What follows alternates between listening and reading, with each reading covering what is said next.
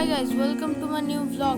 তো গাইজ আবার গাড়ি নিয়ে দিদির সাথে বেরিয়ে পড়েছি। আর দিদি কিছু জিনিস আনতে গেছিলো, তাই আমি তার সাথে গিয়েছিলাম মাটির জিনিস। আর বেরোতে না বেরোতেই গাইজ সামনে একটা অ্যাক্সিডেন্ট দেখতে পেলাম, যেটা হয়েছিল কৃষ্ণকালীতলা যাওয়ার রাস্তাটায় চৌমাথাটাতে। তো গাইজ দেখতেই পাচ্ছ, একটা ওই সামনের বাইকটা দোষ যে 4 জন নিয়ে যাচ্ছিলো। তো গাইজ যাওয়া যাক। তো গাইজ আমরা ছিলাম মাটির জিনিস কিনতে, যেটা রথের আগে দিদি যেটাকে রং করে সাজিয়ে রাখবে।